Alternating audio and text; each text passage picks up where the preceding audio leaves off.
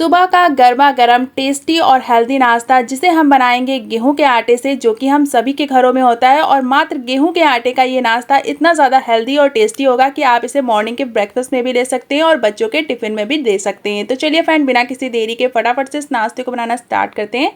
तो इसके लिए सबसे पहले एक बोल में हम ऐड करेंगे 2 कप जितना गेहूँ का आटा। तो आटे को हमने ऑलरेडी छान कर लिया है, तो आप भी छान कर ही इस्तेमाल कीजिएगा। तो अब अपने आटे में हम ऐड करेंगे टेस्ट के अकॉर्डिंग नमक। तो नमक आपको थोड़ा सा कम ही डालना है, बहुत ज़्यादा नमक इसके अंदर ऐड नहीं करना है। इसके बाद हम इसमें ऐड करेंगे आधा छोटा चम्मच जितना मेल्टेड देसी घी। तो इसे डालने से हमारा जो नाश्ता है वो बहुत ही ज़्यादा क्रिस्पी और करारा बनता है और ये लंबे समय तक क्रिस्पी बना रहता है, इसलिए आपको इसमें घी या फिर तेल ज़रूर डालना है। अगर आप इसके अंदर ऑयल डाल रहे हैं तो मेक श्योर कीजिएगा कि कड़वे तेल का इस्तेमाल बिल्कुल भी ना करें, उससे नाश्ते का टेस्ट ख़राब हो जाएगा। तो देखिए, सारी चीज़ों को पहले हमने ड्राईली अच्छे से मिक्स कर लिया है। इसके बाद अब हम इसमें धीरे धीरे करके पानी ऐड करेंगे और इसका हम अच्छा सा आटा गूँध देंगे। तो आटा गूँधते समय आपको ध्यान रखना है कि इस आटे को आपको बहुत ज़्यादा हार्ड भी नहीं लगाना है और बहुत ज़्यादा सॉफ्ट भी नहीं करना है। तो देखिए, यहाँ पर जैसे हम नॉर्मल चपाती बनाने के लिए आटा लगाते हैं, सेम उसी तरह से आपको इस आटे को लगाना है। तो यहाँ पर आटे को हम 2 से 3 मिनट के लिए अच्छे से मसल लेंगे ताकि आटे के अंदर कोई भी क्रैक्स वगैरह ना हो, और इसे हम अच्छे से स्मूथ कर लेंगे ताकि हमारा जो नाश्ता है वो बेलते समय बिल्कुल भी क्रैक ना हो। तो देखिए, यहाँ पर आटा हमारा गूँथ कर रेडी हो चुका है। तो अब अपने आटे को हम 2 से 3 मिनट का रेस्ट दे देंगे ताकि हमारा जो आटा है वो थोड़ा सा और भी ज़्यादा सॉफ्ट हो जाए और इससे हमारा नाश्ता और भी ज़्यादा अच्छा बने। तो आटे को हम साइड में रख देंगे और अब हम यहाँ पर इस्तेमाल करेंगे थोड़े से लहसुन, जिसको मैंने ऑलरेडी छील के लिया है। तो यहाँ पर मैंने 10 से 12 कलियाँ लहसुन की ली है। तो अब इन लहसुन की कलियों को हम इस तरह के खलबट्टे में डालकर अच्छे से कूट लेंगे। इससे हमारे जो लहसुन के टुकड़े होंगे वो थोड़े से दरदरे निकलेंगे, जो कि खाने में बहुत ही ज़्यादा अच्छे लगेंगे। आप चाहे तो इस काम को मिक्सिंग जार में भी डालकर कर सकते हैं, लेकिन मिक्सिंग जार में थोड़े से अमाउंट में लहसुन बिल्कुल भी अच्छे से नहीं पीसते हैं, यानी कि कूटते हैं, उसमें पानी की रिक्वायरमेंट होती है उसे पीसने के लिए। इस तरह से हम इस खलबट्टे का ही इस्तेमाल करेंगे इस नाश्ते को और भी ज़्यादा टेस्टी बनाने के लिए। तो देखिए, यहाँ पर हमारे लहसुन अच्छे से कूट गए हैं। तो अब हम चलेंगे अपनी गैस की तरफ। तो यहाँ पर हम एक पैन ले लेंगे, आप चाहें तो तड़का पैन का भी इस्तेमाल कर सकते हैं। इसके अंदर हम ऐड करेंगे थोड़ा सा बटर। इस लहसुन को हम बटर में ही पकाएंगे, इससे लहसुन का जो टेस्ट होता है वो बहुत ही ज़्यादा अच्छा आता है, थोड़ा सा सॉल्टी हो जाता है, जो कि खाने में बहुत ही ज़्यादा अच्छा लगता है।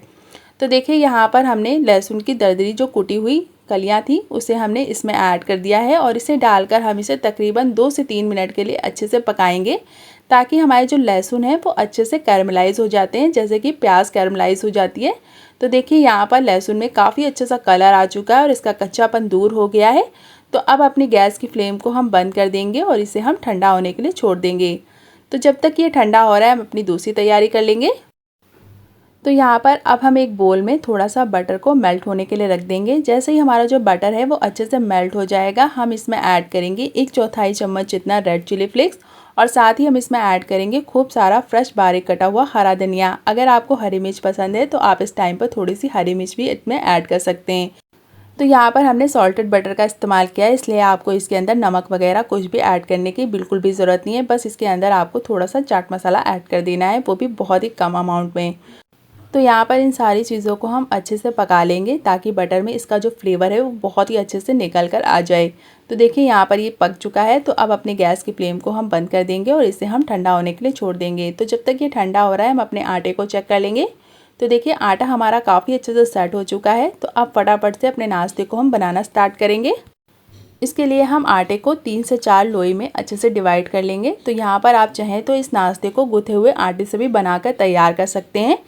तो अगर आपके पास गुथा हुआ आटा रात का बचा हुआ तो आप उसमें थोड़ा सा नमक और थोड़ा सा घी डालकर इस नाश्ते को बना सकते हैं। तो यहाँ पर एक पेड़ा हमने तोड़ लिया है और इसे हम हाथों से अच्छे से चिकना कर लेंगे। उसके बाद हम इसके ऊपर थोड़ा सा ऑयल या फिर घी लगाकर इसे अच्छे से बेलेंगे। आप चाहें तो इसके ऊपर थोड़ा सा सूखा आटा भी लगा सकते हैं। तो जिस तरह से आप कंफर्टेबल हो आप उस तरह से इस नाश्ते को बेल लें। तो देखिए, यहाँ पर इसकी आपको एक बड़ी सी रोटी तैयार करनी है।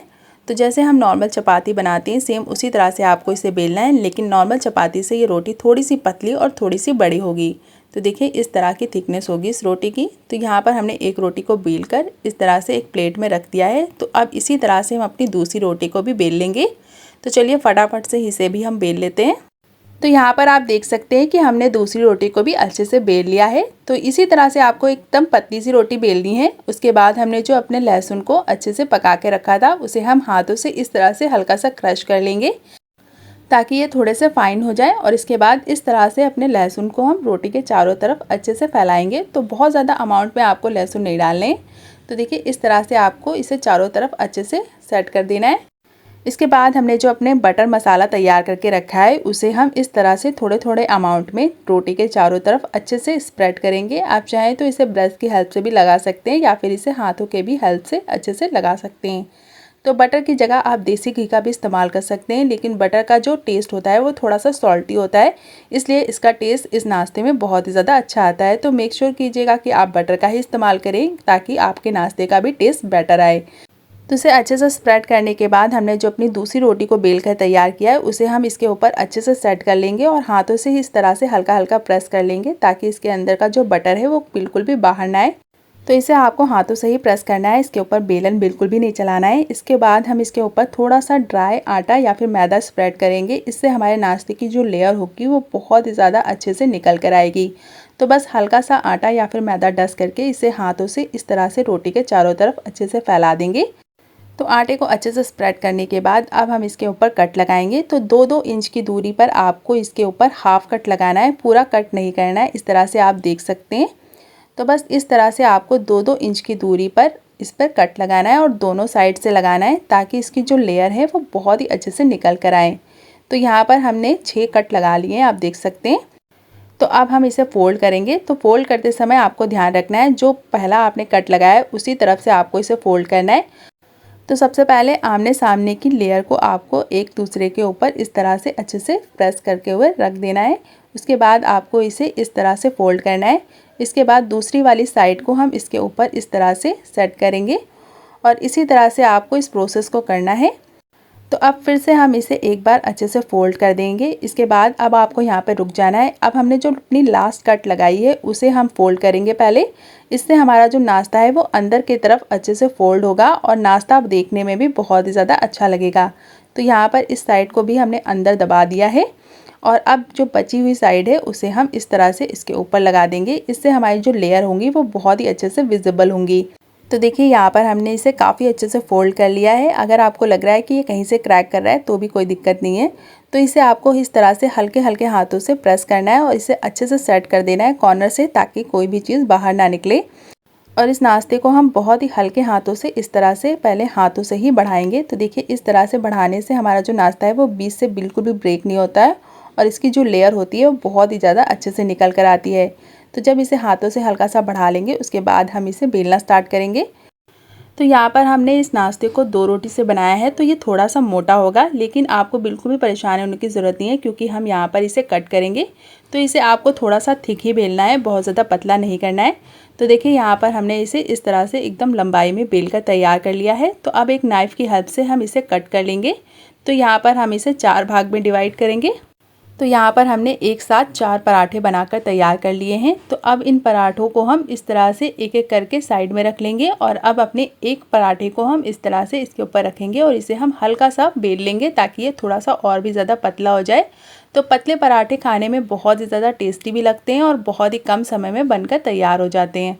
तो देखिए इस तरह से आपको एकदम पतला पतला पराठा बनाकर तैयार कर लेना है। तो चलिए फटाफट से इसी तरह से हम अपने सारे पराठे बनाकर तैयार कर लेते हैं। तो फ्रेंड्स हमने अपने सारे पराठे बनाकर तैयार कर लिए। आप चाहें तो इन पराठों को इस तरह से बनाकर फ्रीज़ भी कर सकते हैं। जब आपका मन हो तो आप इन्हें फ्राई कर सकते हैं, ये बिल्कुल भी ख़राब नहीं होंगे क्योंकि हमने यहाँ पर लहसुन को पकाकर इस्तेमाल किया है। तो चलिए अब फटाफट से अपने पराठे को हम सेक लेते हैं। तो यहाँ पर हम एक नॉनस्टिक पैन या फिर तवे का इस्तेमाल करेंगे इसे सेकने के लिए। आप चाहें तो लोहे के तवे पर भी इसे अच्छे से सेक सकते हैं। तो इस तरह से आपको सारे पराठों को अच्छे से सेक लेना है। जैसे हम नॉर्मल पराठे सेकते हैं सेम उसी तरह से आपको इसे सेकना है, लेकिन आपको इसे हल्का सा प्रेस करते हुए सेकना है ताकि इसकी जो लेयर है वो अच्छे से विजिबल हो। और इसके ऊपर थोड़ा सा ऑयल लगा लेना है ताकि ये और भी ज़्यादा क्रिस्पी बने। आप चाहें तो इसे विदाउट ऑयल भी अच्छे से बना सकते हैं क्योंकि इसके अंदर बटर है। तो यहाँ पर अगर आप ऑयल डालेंगे तो ये और भी ज़्यादा क्रिस्पी और करारा बनकर तैयार होगा।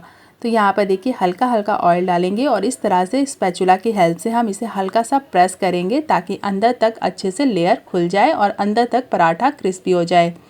तो ये पराठा बहुत ही ज़्यादा पतले बनकर तैयार हो जाते हैं और खाने में बहुत ही ज़्यादा टेस्टी लगते हैं और बहुत ही कम समय में बनकर तैयार हो जाते हैं। और इन पराठों का टेस्ट एकदम बटर गार्लिक ब्रेड जैसा आता है, जो कि खाने में बहुत ही ज़्यादा अनहेल्दी होता है, लेकिन हम इसे गेहूं के आटे में इस तरह से बनाएंगे तो ये बच्चों के लिए काफ़ी ज़्यादा टेस्टी और हेल्दी ऑप्शन होगा। तो देखिए इस तरह से आपको एक एक करके अपने सारे पराठों को अच्छे से सेक लेना है। तो यहाँ पर हमारा ये पहला पराठा बनकर रेडी हो चुका है। तो इसी तरह से मैं दूसरा पराठा भी बनाकर दिखा देती हूँ। तो फ्रेंड्स, अगर आपको इस नाश्ते में कुछ भी पसंद आया हो तो आप एक लाइक ज़रूर करें। अगर आपको नाश्ते में कुछ भी पसंद आया हो तो आप डिसलाइक भी कर सकते हैं। इससे हमें पता चलेगा कि आपको किस तरह की रेसिपीज़ पसंद है और इस तरह की हम नई नई रेसिपीज़ आपके साथ शेयर कर सकते हैं। तो ज़रूर से आप अपना लाइक दें और अगर आपको वीडियो पसंद आए तो चैनल को सब्सक्राइब ज़रूर करें। तो देखिए यहाँ पर हमारा ये दूसरा नाश्ता भी बनकर रेडी हो चुका है।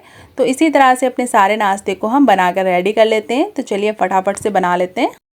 तो फ्रेंड्स, बनकर तैयार हो चुका है हमारा ये बटर गार्लिक पराठा और आप देख सकते हैं कि इसे हमने एकदम देसी स्टाइल से बनाया है और ये काफ़ी ज़्यादा क्रिस्पी खस्ता करारा बनता है, एकदम लेयरी बनता है। आप देख सकते हैं एकदम चूर चूर हो गया है हमारा ये पराठा हाथ में इस तरह से प्रेस करने पर। और आप देख सकते हैं कितनी अच्छे से लेयर निकल कर आई है। तो इसे आप ऐसे भी खा सकते हैं, चाय के साथ भी ले सकते हैं या फिर आप इसे किसी भी चटनी के साथ इंजॉय कर सकते हैं। तो यहाँ पर मैं इसके ऊपर थोड़ी सी तंदूरी मेयो लगा रही हूँ। ये टोटल ऑप्शनल है, अगर आपको पसंद है तो आप लगाएं, वरना आप इसे एट इट इज़ खा सकते हैं। तो देखिए यहाँ पर इस तरह से हल्का सा इसके ऊपर मेयो लगाकर इसे हम फोल्ड करके इस तरह से तोड़कर खा सकते हैं। आप इसे बच्चों के टिफ़िन में भी दे सकते हैं, बहुत ही ज़्यादा पसंद करेंगे और बार बार इसी नाश्ते को बनाने की डिमांड करेंगे। तो ज़रूर से बनाइएगा। हम मिलते हैं आपको नेक्स्ट वीडियो में ऐसी नई मज़ेदार रेसिपीज़ के साथ। तब तक के लिए अपना ख्याल रखिए। Bye bye and take care and thanks for watching.